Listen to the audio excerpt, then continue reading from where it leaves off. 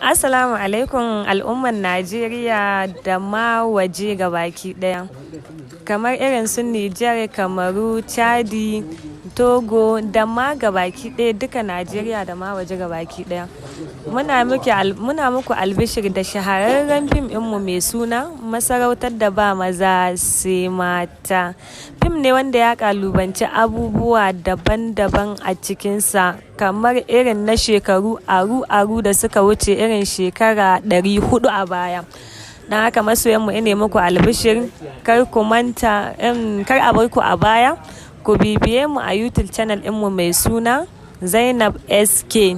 Masarauta ce wadda ta danganci abubuwa da dama a cikinta.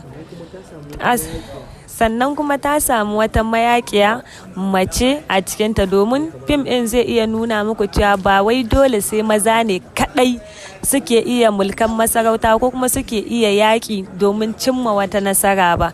So ko mu mata za mu iya insha Allah. Akwai manya-manyan jarumai kamar haka Sani Danja, Tijjani Asad, kamar irin Sultan Abdulrazak. Ku biyo mu domin mun shirya nishaɗar da ku a ko da yaushe a channel ɗinmu mai suna Zainab SK. Masoyanmu muna godiya, muna alfahari da ku. Ku daure ku yi muna subscribe, ku muna liking.